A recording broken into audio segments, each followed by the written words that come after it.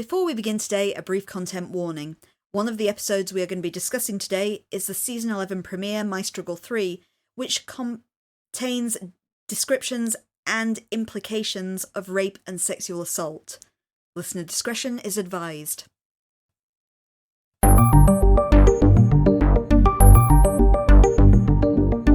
Hello and welcome to Things Are Getting Strange, Next Files Rewatch podcast. I'm Nick. And I'm Kim. And I don't think we've got any news again. No, I actually don't think I've heard much in the last fortnight. Okay, so without further ado then, we should probably just go to episodes. I should note that we're starting Season 11. This is the last season now. After almost 3 years of Things Are Getting Strange. Yes, the final season, the final 10 episodes. It's been 2 years since the last one. We kind of... I don't know if we expected it. We sort of suspected that it was in the works, given they left Season 10 off with such a cliffhanger. I think they certainly rounded off Season 10 hoping they were getting a sequel series. Yes. You know, if we leave enough plot threads open, they'll let us resolve it kind of mentality. That didn't work for The Lone Gunman, did it? No, it did not. And I always remember that Millennium has the bizarre thing where they actually tried to shut down the series and then got another series and had to scramble to make that make sense. It should also probably be noted that, again, much like when X-Files resumed after 9/11, we're going into a different world here. Yes, this one is very different from even the last one. We're going into a world of the original Trump administration now. We are pre-COVID, but again, a world that now our fears are things like cybercrime, not necessarily Cold War fears like the original X-Files was. I suppose so, though it was post-Cold War at least, I think there was X-Files. The tail end of it, at the very least. But we still were in a world where all the villains were Russian. That's true. And Russia was bad. Now we're in a world where... Russia is still bad. Russia is still bad. But we kind of saw a little in the last season too, where the enemy is now becoming the Far East, more so. Well, yeah, the domestic terrorism is a consequence of things as well. And also, there is definitely more of a bent towards cyber in this series, which we've always had with episodes like The Ghost in the Machine and Kill Switch and things. Yes. But you see it even more in this season that cybercrime is the new thing. Theoretically, it should start with an enormous bang. I'm not being facetious at all. Aren't you, though? Are you? Well, maybe a bit. My Struggle 3! Directed and written by Chris Carter. It's still all his fault. And first broadcast on the 3rd of January 2018. Guest stars, only one person made the list because everyone else has been here before. And one of the guest stars just didn't have an entry on Wikipedia, which was thoroughly confusing. Are we talking about the kind of new syndicate members? Yeah, Mr. Y is just kind of, who cares? Ah, fair enough. Barbara Hershey, though, who played Erica Price. You've seen her in quite a lot of stuff. Oh, really? Like Black Swan. Okay, yeah. Insidious. Oh, who is she in Insidious? Oh, she's the grandma, isn't she? Yes, and Insidious Chapter 2, and The Last Key, and The Red Door. Yep. And Strange Darling. Which one was Strange Darling? The one with Ooz's face from Smile, the police detective one, the only survivor of Smile who lasted all of 10 minutes in Smile 2. Is this the one that isn't told chronologically? Yes, the one that's in the wrong order and gives you a very misleading idea of what the film's about from the first 10 minutes. I remember, that one's pretty good. Yes. I think she's the one who's married to Ed Begley Jr. That's the only person I can think of who she could possibly be in that cast. There aren't many people in that cast, so the older couple in the woods. Yeah. Fair enough. So, do you want to give us a synopsis of My Struggle 3? No. Are you going to anyway? Yeah. From Wikipedia. The episode opens with an introduction by Cigarette Smoking Man, in which his full name is revealed to be Carl Gerhard Busch. CJB. Sorry, CGB. CGB. Quite CGB. different from his previous name, which was Spender. Yeah, but it told us he was CGB previously. Yeah, but CGB Spender. Oh, I suppose so, yeah. Yeah, sorry, I'll stop interrupting. Scully wakes up in hospital after having a seizure, now realising the pandemic was a vision that hasn't actually happened yet. She tries to warn Mulder about the plague. Mulder initially presumes Scully's ramblings are a product of her illness, but leaves the hospital to investigate. Elsewhere, Spender is chased down and hit by a car in a parking garage. Spender hides behind a door of an apartment building as his would-be assailant demands the whereabouts of a boy. Spender calls Mulder and the Smoking Man intercepts the call, revealing that he is in a room with Monica Reyes. A car chase soon unfolds in which Mulder is able to evade another man. Spender later appears at Scully's bedside, revealing that someone is looking for William. He first barks at telling her the location of her son, revealing only the name of the family that adopted him, Vanderkamp. Mulder tells a henchman who he believes will take him to cigarette smoking man, but he arrives somewhere else with the mysterious conspirators, Mr. Y and Erica Price. The pair say they were once part of the syndicate, but have their own agenda involving the colonization of space. They try to negotiate with Mulder into turning over his son, but Mulder refuses. Skinner tries to meet with Scully, but cannot find her. As he goes to his car, he is met by Smoking Man and Reyes, the latter holding him at gunpoint. The Smoking Man asks Skinner to turn his back on humanity in return for immunity for Spartan virus, but Skinner is very hesitant. Meanwhile, Scully tries to leave the hospital, but her seizures return, causing her to crash her car. She is rescued by agents Einstein and Miller, and is readmitted to hospital. Both agents leave the room. An assassin sent by Mr. Y and Erica enters and tries to suffocate Scully, but Mulder steps in and saves her by slicing the assassin's neck. After Mulder kills the assassin, Scully says she doesn't think the Smoking Man sent him. She then reveals her visions are from William. As Skinner comes in, Mulder confronts him as he smells like smoke. In a flashback to Skinner in the car with Smoking Man, the latter states in a further flashback that he, not Mulder, artificially impregnated Scully. The final scene shows a teen, presumably William, having seizures. Thank you, I guess. It's one of the great writing pieces of advice that you get even when you're a really young child. Like, this is like when you're 6 or 7 and writing your first story. Never make it all a dream. Never make it all a dream. And certainly don't... I mean, we kind of referred to this before when we sort of said the lone gunman wasn't saved by trying to do the big cliffhanger ending.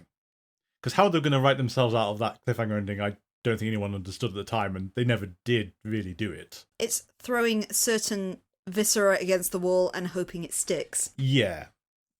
And in this case, they really didn't have a good way to continue the series. It was such a weird place. I mean, you've got a technical savior for this plague that's wiping out humanity. At the same time, Mulder's dying, and we can only assume that the vague idea was Williams in that spaceship. I'm going to hang on to this as that was what we were going for. Just having a little joyride. Having a joyride. He's turned up. He wasn't cast at the time, and now he is. And yeah, he is cast. I guess, though, there would be shark jumping and William showing up in a spaceship jumping. Yes, and also, Mulder dying or Mulder taken away to be treated, and then we shift focus to Einstein and Miller. Who we can hilariously say, yes, they made it to Series 11, and there they go. Never to be seen again. Literally walking out of the plot.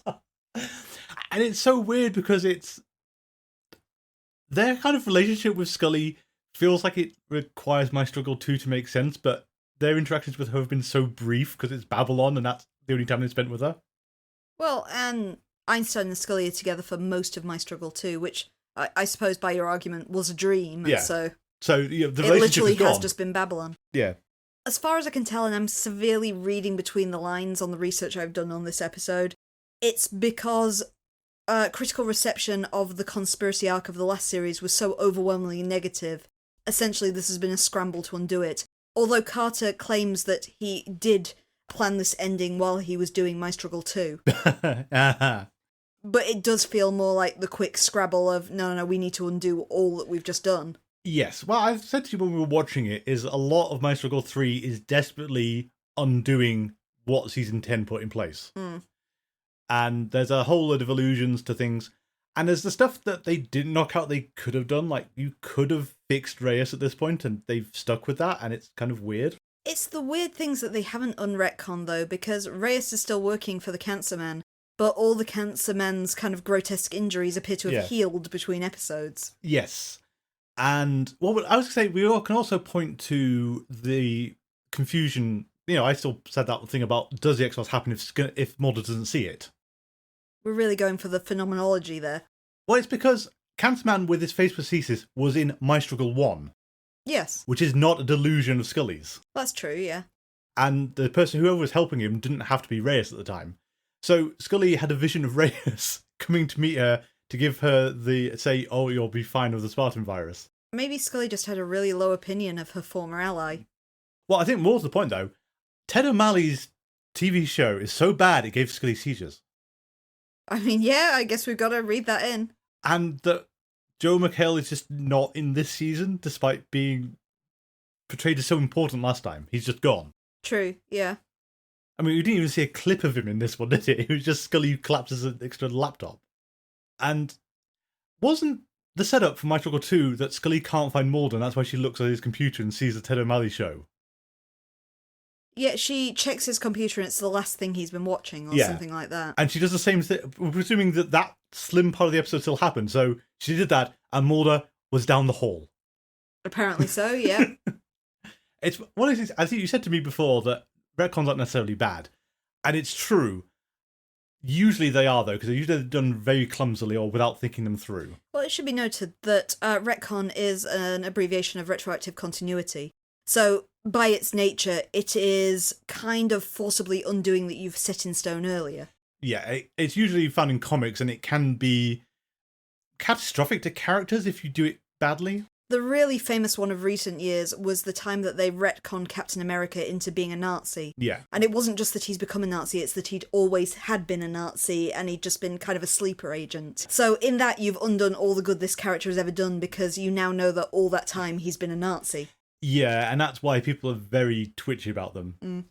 I can point to, like, the one decent retcon I know of, but it's mostly not a retcon because they cut a scene. Okay. It's Pirates of the Caribbean. All right, yeah. In the very first one, the magic compass. Oh, the one that points to Tortuga. Isla de Morte. Isla de Morte, yeah, sorry.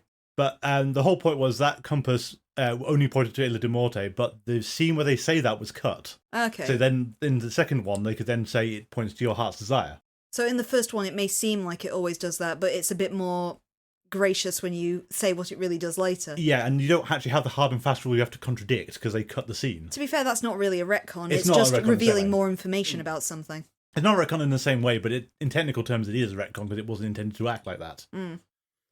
So it's not impossible to do. You have ones that are always questionable as well. It's like, was Harry Potter always intended to be a Horcrux? You know, these sort of things which you could argue are retcons, but they're not necessarily. It could just be a future development. Yes.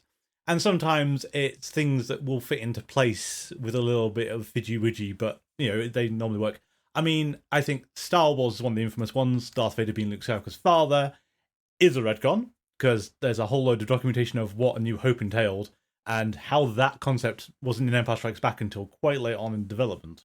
Interestingly, I couldn't find much actual critical reception for the X-Files for this season, other than people really seem to hate this episode, quite surprisingly.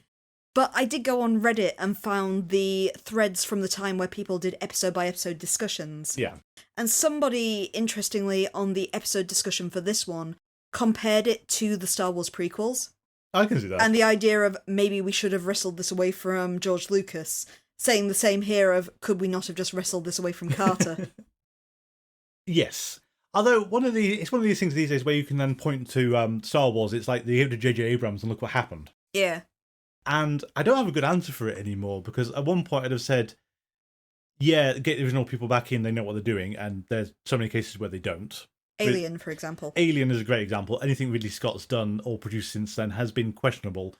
Romulus has come the closest, but then it just sank itself. Oh, I could fill an episode with what I think about the last quarter of Romulus. Yeah. But you have counterexamples like George Miller, but Mad Max is not the same case as a lot of them because they're very disparate films anyway. There's not an ongoing plot thread through them in the same way. And Fury Road is the best one. Exactly. And you got things like Arrested Development and everything. So, I don't know. I don't think there's an answer these days other than when these things get cancelled, we may just have to leave them dead. There are, of course, examples where people have resurrected things afterwards, or people have gone in to something that's gone wrong and wrestled it into something decent. Well, I'm going to say arguably, because I know you have strong feelings on this, but Ghostbusters Afterlife was a smash hit. I know it was. You know, it did give the fans, apart from you, what they wanted. It did. I was thoroughly disappointed. But it's an example where something was resurrected and it became critically acclaimed and a roaring success. It wasn't universal critics acclaim though, because there were a lot of critics had the same problems I had with it. Okay, so there's the critics you paid off and the other ones. Yeah, I'm going to pay off the Ghostbusters critics. I mean, I don't have the same nostalgia for Ghostbusters. It didn't scratch an itch for me. But well, I'd say we've veered off course a bit, but I think the problem for me though was the Ghostbusters itch was someone else, and I can't remember quite who phrased it like this. Is the notion in Ghostbusters and Ghostbusters 2, and even the 2016 film, is this is a job, they're blue collar workers. This is like they're basically pest disposal people. Yeah. It's not glamorous, it's not cool, it's not exciting. you have that aspect of it because you've got weird sci-fi tech, which is what Afterlife then did the pornography shots of. Yeah. Because all those lingering close-ups of the proton pack and everything. Mm. But someone put it that Afterlife wants to say being a Ghostbuster is the coolest job in the world, and the film kind of leads into that. But the point is, they're blue-collar workers.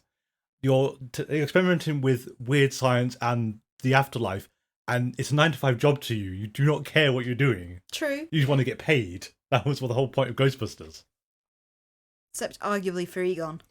It's that Egon and Ray did have an interest in paranormal, but Egon was still the one who's quoting them absurd prices in the first film. He's giving the gestures to Venkman. Yeah. To sort of say, sort of holding up 3 fingers for $3,000. Yeah.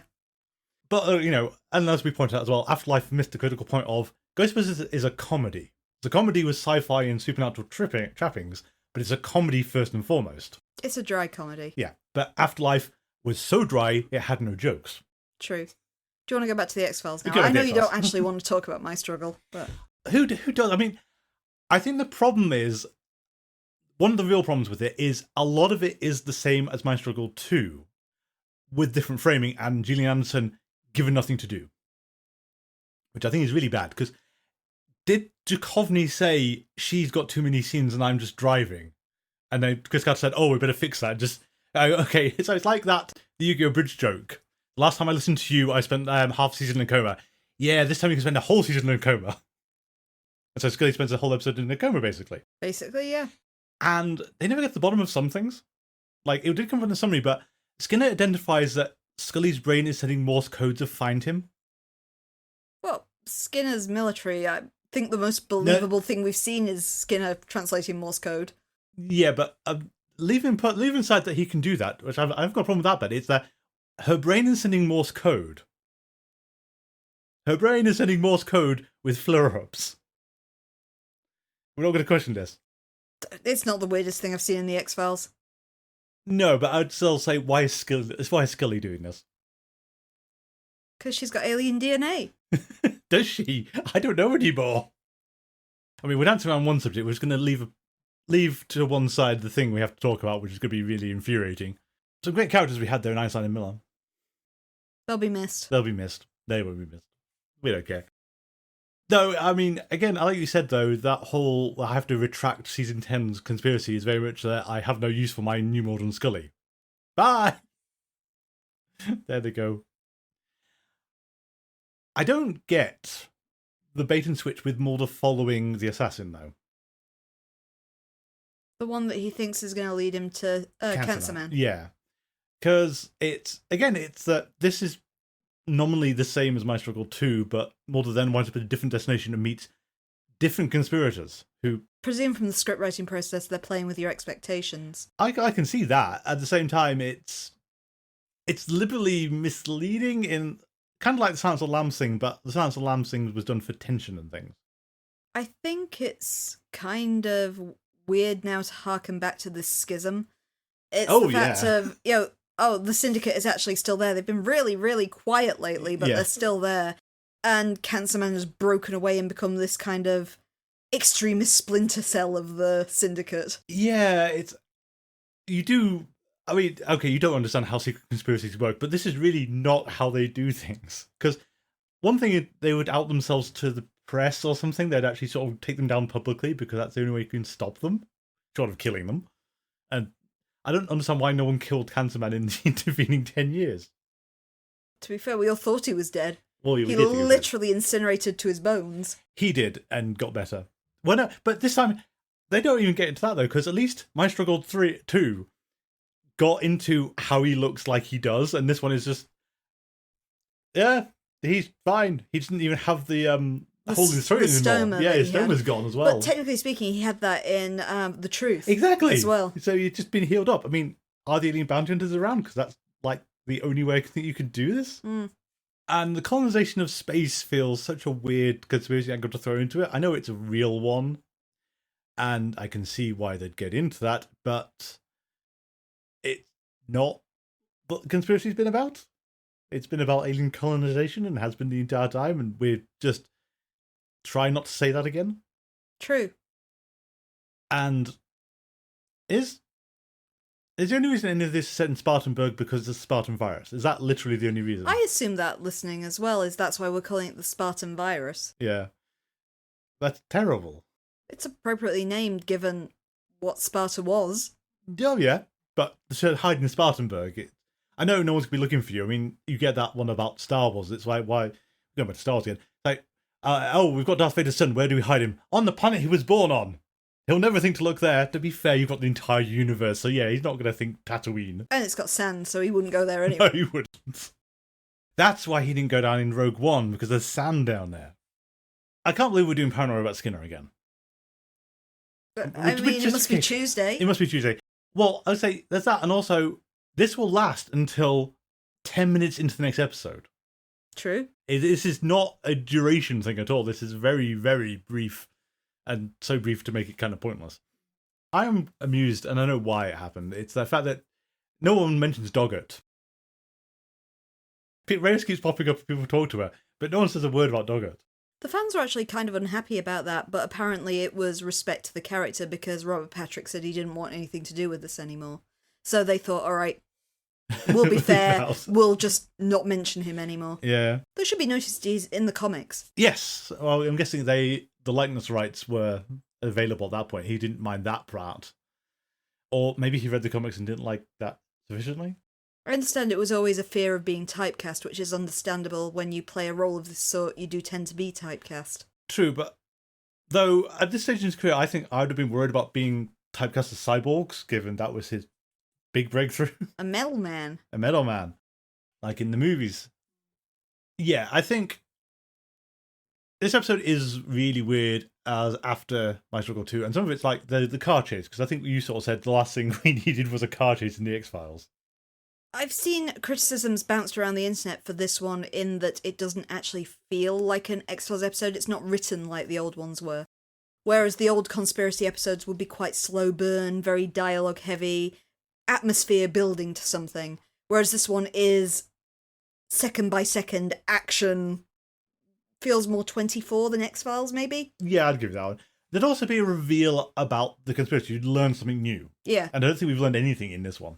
No, other than undoing what My Struggle 2 did. Yeah, and William is sending psychic impressions to Scully for reasons we don't understand. And, you know, it's not necessarily undone My Struggle 2 per se, it's just pushed back. It's postponed it in although we can stare into the future and say, nope, that's gone. It ain't coming back. There is one way, though, this does resemble the old conspiracy episodes. And it's like the least good way they could have done it. Okay. Mulder monologues. Oh god, it's worse than ever. Because they were really bad this time. My yes. We thought they were bad in previous episodes. In this one, I don't think they actually added anything to the script. No. Most of the episode is, let's undo the last one. Let's set in place this new setup that we barely explain. We haven't even talked about Spender, who looks really good for how we last saw him. I did notice in the close-up shots where you've got him in good light, he's caked in foundation. Yeah. So our idea is not supposed to be he looks really good, but that he's covered over his scarring. Yeah, but in such a way that he couldn't do before, which is, well, maybe figure that out. And the degree of scarring he had previously, I would say it would take more than a heavy layer of makeup to cover it over. Yeah. Well, we do actually have some new implications we didn't know about before, in that the speedy adoption of William apparently happened because it wasn't done through any kind of official channel. And Spender apparently is the only person who knows who did it. I'm not sure why we'd trust him. No, I don't know why we'd either. I mean, yeah, especially given the last stage we saw him was, okay, horribly scarred man, we will take this child from you and put it into adoption. You can tell me who adopted it? Oh yes, it's the Vanderkamps. Thank you. What's going on? William as a thing to hunt for was established at the end of My Struggle 2 with a point to it. As much as it wasn't great, that's why Scully needed him. In this, it's just suddenly become a motivating thing for the conspiracy, and they haven't even alluded to why they need him. True, yeah. Unless we're going off the old conspiracy of William is instrumental to the alien plan back when it was still super soldiers. But back in the Super Soldier arc, it was more complicated because it all hinged on both Mulder and William being alive. Yeah. Because matters changed if one of them died. Oh, is that what happened then? The fact that, My Struggle 2 is so badly received because Mulder looked like it's a verge of dying. they said, okay, no, we have to keep Mulder alive. We have to keep William alive. Otherwise, our stupid prophecy from season 9 that everyone thought was a bad idea, we have to keep that going. Could well be. Okay, so we have to unfortunately dance round into, not dance, we have to be dragged into the dark subject of retcons. We mentioned them before, and we've got a retcon that causes problems to an episode we said was really good with an asterisk and said we have to get back to it later, and we've arrived, unfortunately. So, there was a lovely episode in season 7 called Enemy. Correct, yep, season 7. It was the Scully Cancerman double-hander of him basically exuding his power over Scully for a while, but letting her think that she was getting to him. That she was going to get some kind of panacea for just going on this little road trip with him. A universal cure to everything. Mm-hmm. That Cancerman seems to have got hold of at the end of it and destroyed, lest anyone else have it for his own nefarious purposes. And it should be noted that on its own, it's one of the best X-Files episodes. It is a really, really good conspiracy episode. However, Chris Carter apparently decided in monkeying around with the previous continuity, and presumably purely to give Cancerman relevance. I don't know why you would do this otherwise, other than to further shut Mulder out of the scenes, but I don't know why you'd want to do that again, because it doesn't really affect anything. Yeah. Is Cancerman medically raped Scully during Enemy when she was unconscious? During the bit that it should be noted at the time, fans did always suspect something weird happened, because Cancerman dresses her. Yes. Although he says housekeeper. He claims the housekeeper does it, but she wakes up and questions if he dressed her. And long fans have wondered if anything did happen there, and it feels like on that basis Chris Carter picked it up and ran with it. That indeed he did do the worst possible thing at this point. And I'm guessing that William B. Davis, who we should note was not consulted about any of this. He was not, no. He was presumably put this in as this is a sort of tease to the audience and a demonstration that Cancerman has limits. He's the villain. He won't stoop that low. No, he does. Yeah, literally, I will note again, doing the worst thing he could possibly do in this situation, particularly to a woman who has already been medically raped once. Yes. It should be noted that this is the reason why this episode is controversial and why it is largely loathed by the fan base. Because it's so unnecessary and it's so horrible, and we do not touch on the ramifications of it really at all. Neither Scully or Mulder are aware of this new bit of evidence. Which means that it's not even for their development, we're saying. It's not something that's going to shape them over the course of this series. No. And the only thing, because I've very vague memories, it's set up to be a gotcha on Mulder later, is like the only thing you can really do with this. And it's for the fans as well, because you're bearing in mind the fans love the fact that Mulder and Scully, even though they're not really together, have a child together. Yeah.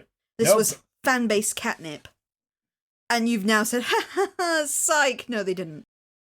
You do also have to point to, we mentioned that prophecy from season 9, that was a headache at the time, but so when they said that Mulder and William have to be alive, should it have been Cancerman and William have to be alive? Because otherwise...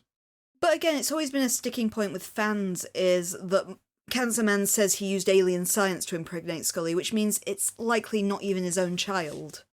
Some people have I'm not even going to say mistakenly because no one really knows. Some people have read into it that it's Cancerman's biological child, and some say it's not, it's some kind of alien thing. It's all assault. Assault is assault, but I don't think in the course of the series we ever do find out exactly what William's parentage is. No. Or why, well, we kind of know, we'll find out why it matters, but that's another point. You have reminded me of the other retcon that came out of this episode, is they make such a big thing in My Struggle 1 of they have one alien body from the Roswell crash. Yeah. And all the aliens stay the hell away from us because we've got nuclear weapons and they don't want to deal with that stuff. Because they tried to warn us and we said no. And in this one, you've got Cancerman just saying, autopsy alien, drain its blood, as it's strapped to a chair and everything. Yeah. It's very much, Chris, did you watch your previous episodes at all? Do you remember Memoirs of a Cigarette Smoking Man? I remember Memoirs of a Cigarette Smoker. That might not be canon. That might not be canon, but it was really good and you should go with it. I will note the other fan theory about this episode as well, in the fact that the tagline of the episode is something like, I want to lie. Oh, yeah. You don't know that Cancer Man has told Skinner the truth. Yeah, that's true. I would argue on the basis of he doesn't really have a reason to lie at this point. No, but he's done the same for... Well, events have conspired that he said the same for less. Mm. But yes, that's a good point. I don't know why you'd do that other than to try and drive a wedge between Skinner and Mulder and Scully, but even that's kind of awkward at this stage. Yeah. It'd have to be a cleverer mind game than that, because to drive a wedge, they'd have to know that Skinner knew, and you're getting into a stickier puddle there where it doesn't kind of work. And also the fact that Reyes is just doesn't even blink at this. Of course not. She's flipped her evil switch, and she's a different character now, apparently. Yeah, I think that was really weird, though, when Cancerman is explaining some of the backstory to her, and it's like, do you not know this? You've been in his employ for 16 years, by my count. Yeah, but they don't talk. No, she just lights cigarettes for him, and then says, oh, so you're looking really well today. Did your face heal overnight? Mm. We had a pathetic yesterday. He didn't throw away the panacea after all, he just chugged it after the last episode.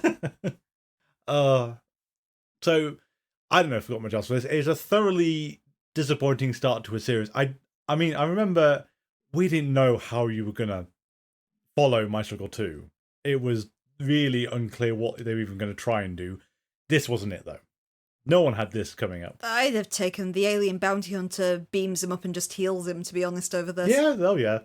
Or it's Jeremiah Smith come back. Yeah, there are... Didn't you say there was an episode where one of the more recent ones, it's like Scully sort of says, do we ever meet anyone who can heal people? Oh no, it was Home Again. Home Again, she says yeah, it. Yeah, and it says, you literally had that report from Jeremiah Smith. Mulder can testify that he wanted his mother to be healed. Cancerman could have told you, yeah, he cured Tina Mulder. Even the opening sting with Jeremiah with the shooting in the cafe. Yeah. It's like, yeah, Scully, you have. Mm. We unfortunately, we're in a season where we tried valiantly to pretend that the rest of the X-Files hadn't happened. I would say, do you have anything else? But I know you're not going to like the next part even less. I'd rather keep talking about this one, to be honest. You got anything else on? No, I don't. No, I know. So, we come to this. Directed and written by Glenn Morgan, who I can only imagine wanted to kill his creations himself? Or put the final nail in his coffin himself? First broadcast on the 10th of January 2018. The only guest star of note is Barbara Hershey again, who was in the previous episode. And you get a certain other character back. Yeah, but then he's just part of... We've covered him. Dean Haglund's in this episode. He is. What would you like to tell us about this? Absolutely not. Okay, I can read it out for you if you want. Alright, let's talk about Silicon Heaven, where everyone except the photocopiers go. Okay, I am heavily ad-libbing this from Wikipedia, because otherwise my disdain might show a little too much. Our episode opens this time with Mulder and Scully staying over at Mulder's home when his phone suddenly turns on with a distorted flickering image of Langely of the Lone Gunman. This, of course, catches the agents by surprise because he has been dead for over a decade. Before they can look into this any further, 3 armed men break into their home, causing a shootout in which 2 of the men, not Mulder and Scully, are killed, and one of them escapes. At this point, a second group of armed men arrive, and Scully calls Skinner for help, only to be told to surrender to them. However, as Mulder and Scully do not surrender and escape through the woods, Skinner does appear and helps them get away. Determined to investigate Langley's unexpected appearance and, to make sure that he is actually dead, Mulder and Scully travel to Arlington Cemetery and locate the tombstones of the lone gunman. However, they notice that there is something weird about these tombstones, as they seem to show the incorrect birth and death dates for certain gunmen, and they realise that Langley's tomb is facing in the wrong direction. Doing their best to solve this very odd puzzle, they then find it leads them to a tombstone that can only belong to Deep Throat, who we now learn is actually called Ronald Packler. On his tombstone there is a metal chip which includes a QR code. However, before they can investigate this further, the surviving shooter, who we now know belongs to a Russian group of assassins, arrives and attacks them, However, Mulder tackles him and he hits his head on the tombstone, either knocking himself out or killing him. It's decidedly unclear. When they finally do scan the QR code, Mulder and Scully find pictures of the Long Lines building in New York City. This is very famously the home of an NSA program known as Titan Point. Although the X-Files were destroyed in the truth, Skinner reveals that he has preserved as many of them as possible online and gives them access. However, they discover that any files surrounding Langely in particular have been removed. They do come across another file within the Lone Gunman's folders, which leads them to someone called Karen Hamby. She explains that both her own and Langley's consciousness have been uploaded into Silicon Heaven, a simulation that would come to life and allow them to live on after death. She believes that Langley's virtual consciousness is the one that sent the weird message to Mulder, so he is, in fact, dead, but kinda still living on. However, before she can tell them how to contact Langely, she is shot and killed by the Russian assassin, who then is shot by Scully in response. Using Hamby's algorithms, Mulder manages to communicate with Langely, who conveys how horrible it is in Silicon Heaven. He tells them that all the great minds of the world have been uploaded into this virtual reality and reduced to digital slaves, and he begs the agents to shut it down. Mulder and Scully enter the Long Lines building and are attacked in the stairwells, but Scully escapes. Mulder finds himself led to a room where Erica Price is waiting, revealing that she is responsible for devising this simulation. She insists that she is able to painlessly copy a person's consciousness any time if they just use a cell phone, and advises Mulder to change the way that he looks at the modern world. After questioning if he could get uploaded with Scully, Price reveals they could but would no longer be the same people, and Mulder escapes. In the meantime, Scully breaks through all the glass barriers protecting the servers and turns off the simulation, seemingly therefore killing Langely forever. She reunites with Mulder and both of them escape, only to return with additional FBI backup to find an empty office and the servers all removed. The episode ends with Langely once more trying to contact Mulder, insisting that the backup needs to be destroyed. However, before he can reveal the location, he's cut off by the Russian assassin, who is now also part of Silicon Heaven. Thank you. To begin with, do you want to explain why you keep talking about Silicon Heaven? It's a joke in Red Dwarf. And it's all I can think of while watching this episode. Elaborate, though.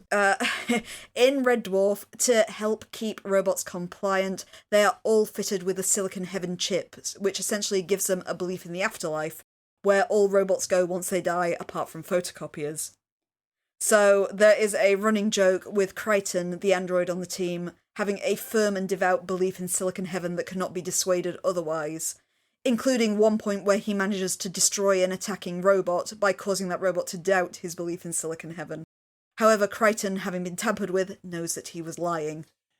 There we go. But this is why I cannot think of it. Red Dwarf has ruined the concept of the kind of virtual heaven for me, and why I have been calling it throughout this entire podcast Silicon Heaven. And now you all know. Yep. This episode is a disaster. It's one of the most successful episodes. It had absolute rave critical reviews and still holds a freshness rating on Rotten Tomatoes of over 90%.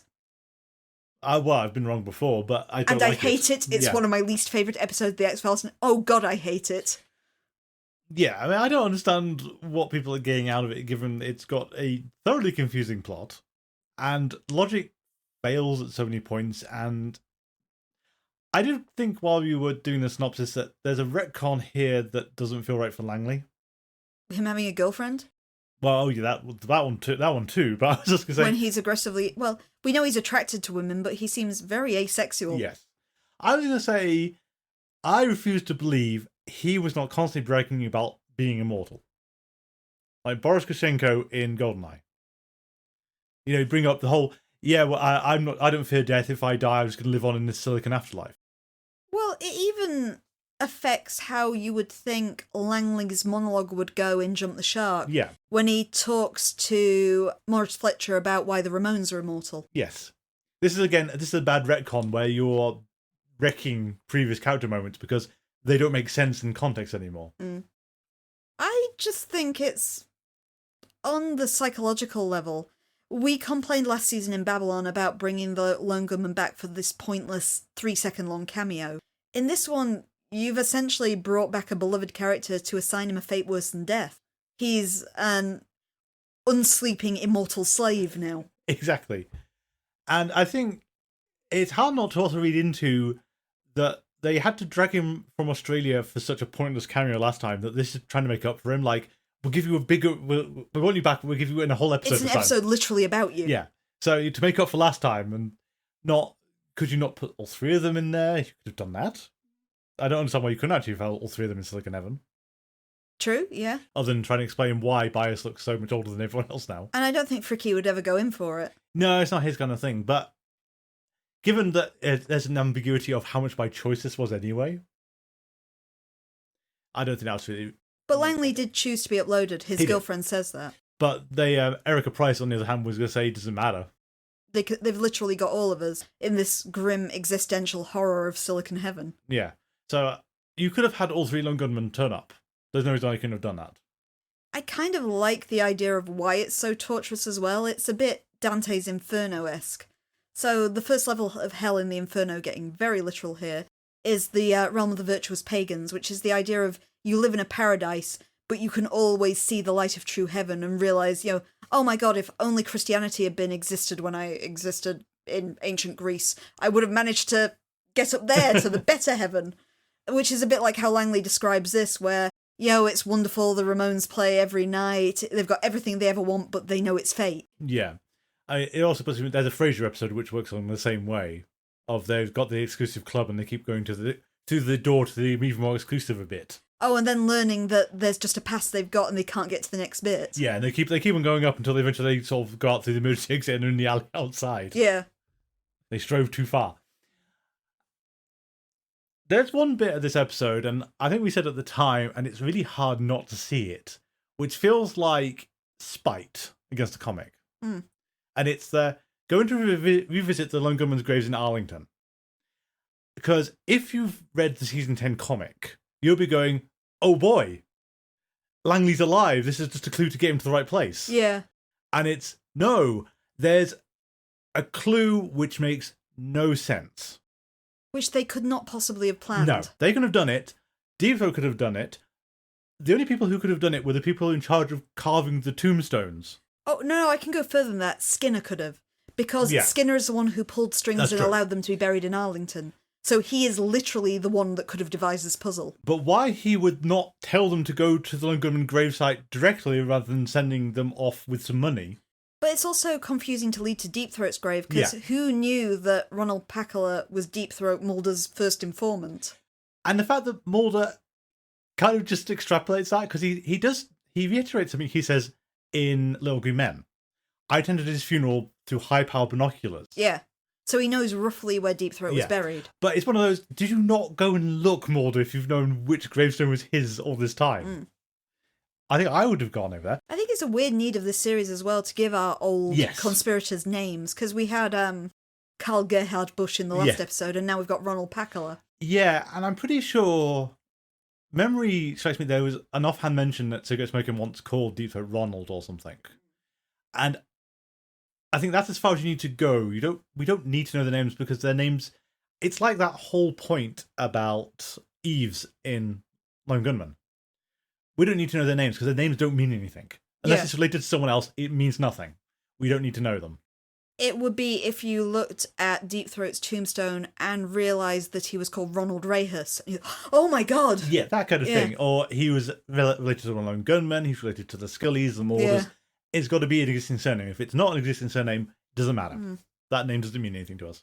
Or a real-world, high-profile person. Yeah. Though, in series like this, you're usually careful.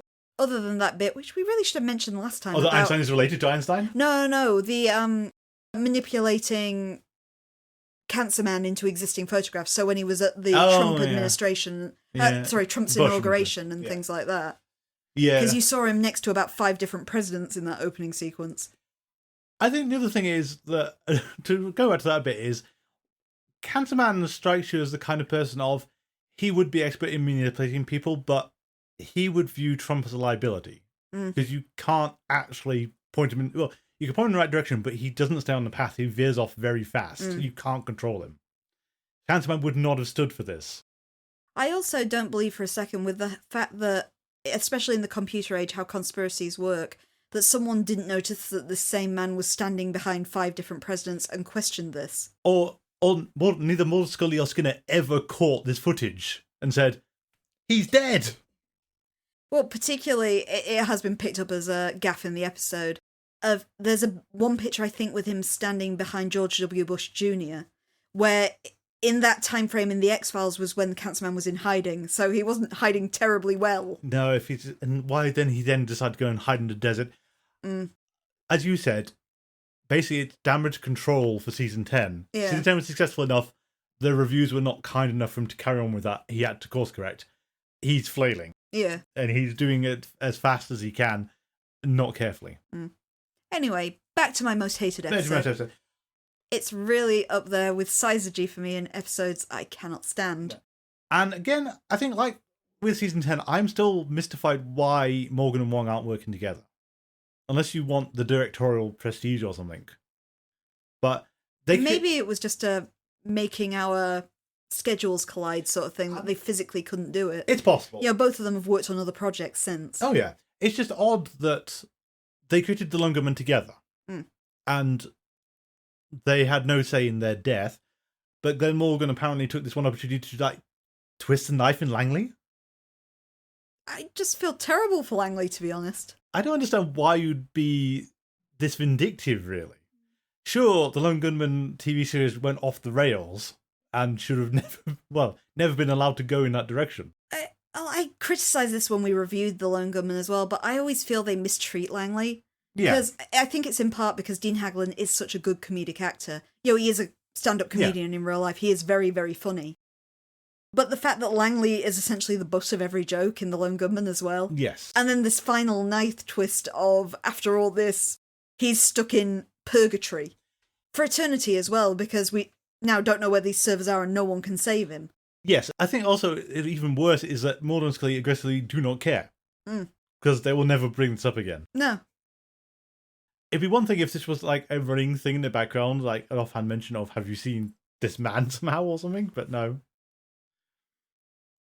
I would say, this made me think of, there's a certain mimetic thing that I don't think we can touch on yet. We have to leave it for a bit. But we know there's a shot of a picture of the Lone Goodman with an extra person in there. It wasn't Jimmy. I was about to bring him up as well, which literally is this man. It is this man. But there's another blink and miss it thing we can't talk about just yet. Yes. Because that won't make sense yet. Yeah, we'll bring that up next episode. Yeah. But for this man is a running joke in there. To explain this man, you might have encountered him on the internet or in your dreams. Literally, it's not actually a creepypasta, but it is one of these similar internet urban legends, which features a photograph, like a photo fit image of a very generic person, which the poster, when it originally put up, claimed that they'd been seeing this man in the dreams. And it took off, and a lot of people, be it through just kind of getting in on the hype train or through literal, what would we call it, collective unconscious, believe that they have seen this person in their dreams. He is just referred to as this man, and the whole internet meme was, have you seen this man? But photoshopped into that picture of the Lone Gunman, if you pause just in time, you can see that this man is in the background of the picture. And apparently it's a running joke throughout the series, is we'll see him hidden in several places in several different episodes, because Carter was trying to evoke the fact that maybe none of this is real. Yeah, and we'll see a better writer do something with this. I realise as well, listening to the synopsis, is that we've got the same action movie problem here that we had in My Struggle. Because it's also, when you synopsize it, it's really stupid. It's Mulder and Scully get message from Langely. 3 assassins show up to try and kill them. They defeat them. Then a whole different bunch of armed mercenaries show up and try to shoot them or incapacitate them. It's like, what are you doing? Just have one set. I thought it was curious, and I deliberately didn't mention it in the last episode as well, that they're Russian as well. Yeah. So, we're sliding straight back into Russia as the enemy, apparently. Right back into that one. But also, they're kind of inept mercenaries. Like, Mulder and Scully get away with them so easily. Oh god, they're like the mercenary equivalent of the Three Stooges, those ones who come in. And then, I think I seem to remember we watched the episode and it's like so many logic breakdowns where you're going, what? Because when they break into Titan Point, we'll talk about Titan Point. The Long Lines building. Long Lines building. Not only do they have Scully pretend to be an active FBI agent when they're not on the bureau, they're wanted by the bureau, and I think they'd have big pictures of you up in the lobbies of these places because FBI agents gone rogue is probably a big thing. But you got Scully dragging Mulder in. And the NSA are known for knowing things. Yeah. Oh, and also the whole, there's apparently a corridor from the FBI field office to this NSA headquarters. Like, you don't know that's true. You've heard this is true. You don't know it's there. Yeah. You're very lucky it is. But then Mulder gets captured soon afterwards. And they kind of just wander him off. And Scully spends the rest of the episode running around the building. And people are kind of looking for her, but not really. It's not shut down the floors, go room to room until you find her. She's just running around the building. They must have had an idea of where she was heading as well to be able to head her off before she could shut down all the servers. It feels like no one knew she was there, but they saw her and they saw her run away, so I don't understand how that happened. I want to kind of compare that to the complexity of, it's an episode I still don't really like that much, but The Ghost in the Machine. Yeah. Where they have to, go through a load of trouble to break into this high security building. Yeah. And in this one, we're basically just walking up the fire escape. Exactly. I think that's an interesting contrast because that one has like a whole reasoning for why Scully is outside of the villain at the time because she's in an air vent and close to dying, and Mulder is being led by the double agent he doesn't know is a double agent and all the rest of it. Yeah, Ghost in the Shell handled this so much better. And that was Ghost in the Machine, not Ghost in the Shell. Not Ghost in the Shell, Ghost in the Machine. But you get it when you're familiar with saying one, you get mixed up with the other all the time. True, yeah. The Long Lines building is one of our regrets for when we went to New York.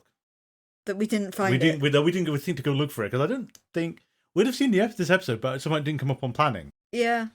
And it's not purely because of the X-Files, it's mostly because it's the inspiration for The Oldest House in Control. Yes, it is. Which is a far more entertaining and X-Files-y kind of atmosphere. It's a video game. It's a video game, but it's kind of like the X-Files, but with more of a comedic bent to it. It's still horrific, but there's a lot of absurdity, shall we say. To explain, the setting of The Oldest House is, it's a secret government agency called the FBC, or the Federal Bureau of Control. And the Oldest House is their base of operations, which is heavily inspired by the Long Lines building. But the base of the operations is also the thing they're trying to control for the most part, given it's an infinitely tall building in the middle of New York that you can't see unless you know it's there. That differs on the inside to the outside. Yeah, it's vastly bigger inside than the outside, and it connects through interdimensional portals to all kinds of weird places, and has all the weird stuff in the world sort of hidden away there. But yeah, if you're into shooter-style games, it's worth playing Control. Especially if you read all the not production notes, the kind of in-game lab notes and things that you're going through. It's actually got a very, very keen dark humour to it as well. And watch the absolutely terrifying children's programming they produced. The Threshold Kids. The Threshold Kids. They're oh my good God, what is They're this? informative videos done with puppets. It's I've never picked up on it, but someone has asserted it's for her brother. Is why they produced it. Oh, so because they produced it for a kid. They produced it for a kid, but they don't understand anything because it's the science department who don't understand much of anything. Yeah. So they produced an absolutely horrifying children's program. Something akin to Candle Cove that they've created for it. Candle Cove on steroids, because it's one of those. How did you think this is acceptable? Yeah. But I'd say it is all completely innocent and naive. It's just the way they've done it is perfect. Anyway. It's better than this. Shall we say? Most things are better than this, to be honest. This is true. I like calling this episode this, because I can say it with such disdain. That's fair. I think, again, it's like the first two episodes of this season, you can sort of say they've got their big actiony bit, and then basically nothing happens for most of the episode until you get to the conclusion. Yeah. Because there's also Mulder and Scully have to go on the run, and Skinner has somehow given them enough money that they can just coast along without using any of their credit cards or savings, their cars, renting motel rooms or anything, and just get on a bus to New York on the basis of, surely the FBI has a secret passage to the NSA building. Via Arlington. Arlington, yeah. Arlington. I don't get telling the synopsis as well that they apparently knock out the assassin in the Arlington. It looks pretty fatal. I thought they killed him, but he does pop up twice more afterwards. Well, once more, actually, I think because he shoots Yes, Lecturer. and then in the awful Yeah, editing yeah. where we've got to question why the hell they've uploaded this guy into Silicon Heaven. I didn't understand that either. And you said, is it a member of the Ramones or something? Is there a point to this guy being constant like that? It's again because, unlike the other two assassins, he's quite distinct with that long curly hair. Yeah. He even looks a bit like Langley, to be fair, Yeah, from a distance. I did wonder if that was what the whole point of it was, but no. Apparently not. No, he is just a guy if you look it up. Yeah. Don't understand why this one was acceptable. I've got to admit, I'm struggling to find the actual reviews of this. I'm mainly going for reading things on Reddit. But... I found, I don't know, it's possibly illustrative that on Wikipedia, the early stuff, loads of references and loads of detail and everything, and it just tails off dramatically when you get to season 11. Even if you look at the fandom wikis, it's got some episode trivia, but doesn't really talk about the critical reception. No, I think fandom seem to have, at least the fandom that curates this stuff, seems to have largely given up. They don't care in the same way anymore. If you read through, and I do recommend it because it's kind of interesting, looking up the Reddit episode-by-episode discussions, you get the real feel for these first two episodes of this season that they're watching it out of duty. Where people, they are very scathing, which is unusual for the X-Files fandom, about what they think of these episodes, but then kind of caveating, oh, but it's X-Files, I'll still watch it. It's just that constant hope that it's going to improve, I think. Yeah. And as a point I kept trying to make and then got distracted from my struggle, is we kind of alluded to it a few times. It's Chris Carter is, I don't know if he's terrible at endings. He doesn't want to write. He doesn't want to set in stone, this is it. Yeah. Because even like the end of season 5 was meant to be the end of the TV version of the X-Files, where it was meant to switch to films. And even that's got a cliffhanger ending. Yeah. Fight the Future, obviously, that was meant to be the start of a film series. That's fine. It led into more TV series and all the rest of it. But then you look at The Truth, which was, your series has got low viewership. Not enough people want it. We want to sort of end the series now. You have enough time to go out however you want to. And instead, he produced The Truth. And then you've got some years past, and you have I Want to Believe, and it's right, you've got a chance to do another X-Files thing. You could possibly do 2 films here, but only 1 film seemed to happen. And you leave it on an open-ended point again. Series 10. Okay, this could be your last shot at the X-Files ever. Leave it on a cliffhanger. I mean, we already know the answer, but if you told the start of season 11, would you have put money on there's not going to be a conclusive episode at the end of this? True. I did actually mean to bring up the broadcast figures at the start of this, just because it's kind of interesting. Just for the premiere, so My Struggle 3, compared to My Struggle, the first episode of season 10. My Struggle's going to be higher because after that was a long wait and hyped. Yep. Okay. So season 10's premiere, on its initial broadcast in the United States, I'm getting these from, had 16.2 million viewers. Very respectable. My Struggle Part 3... I don't think. 5.2 million. Oh! Which is a 62% decrease in viewership on your very first episode. Which shows you that essentially X-Files is a sinking ship. Yes. That's... Season 10 was coasting entirely off nostalgia. It had been a long time. There was you had the opportunity. You promised you were going to finish off what you set up. Because everyone said, we don't quite understand what the conspiracy was or what was going to happen, or is it finally being put to bed? That's what people wanted. And the excitement of just seeing Mulder and Scully again after so long. I mean, they're very beloved characters. They are. It's great to see them together. And at least in their personal lives, they are getting on better as well. Yeah. So the actors' lives. Not Mulder and Scully themselves. Scully, they're fine. And I can only imagine that my reaction to My Struggle 2 must have been more prevalent than I would have thought. Because the only reason you get that drop off for season 11 is that people were that put out that that's how you decide to end 10.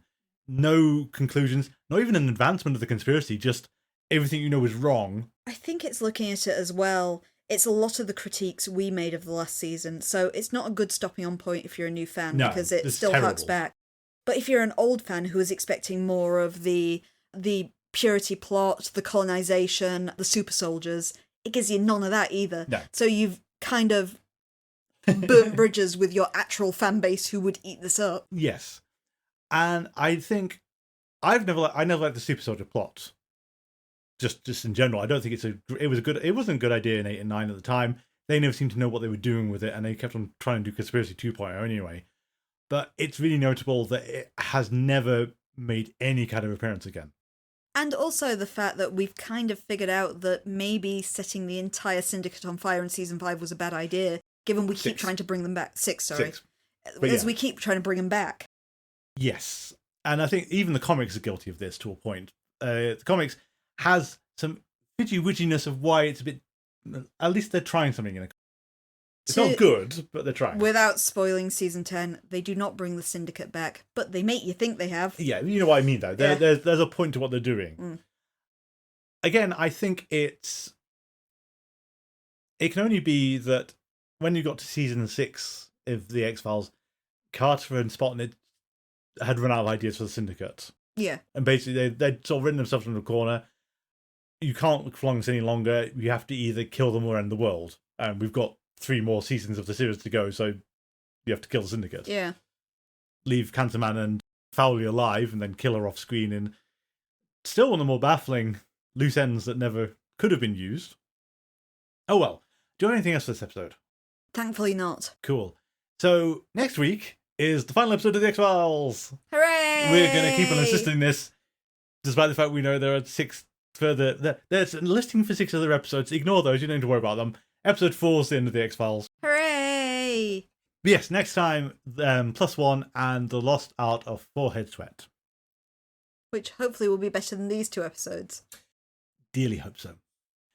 If you'd like to get hold of us in the meantime, our email address is gettingstrange42@gmail.com. You can also find us on social media, and do hook me up if you've got any X-Files related stuff you'd like me to promote at the start of the show. We are on Twitter and Tumblr at GetStrange42, on Mastodon at GetStrange42 at universidon.com, and on Facebook, where you can find us by searching for Things Are Getting Strange and X-Files Rewatch Podcast. Also, if you're not sick of my voice right now, I do have a channel on Twitch TV under the name AdverseCamber42, which is live Mondays and Wednesdays at 8 PM GMT and Saturdays at 5 PM GMT. I'm a variety streamer and I share whatever I'm currently playing with you, which is currently Yakuza 0 and Digimon Story Cyber Sleuth, both of which are on PlayStation 4. Our theme music is Division by Kevin MacLeod. You can find it on copytech.com, licensed under Creative Commons by Attribution 3.0. Thank you all for listening. Until next time, please remember... I want to lie.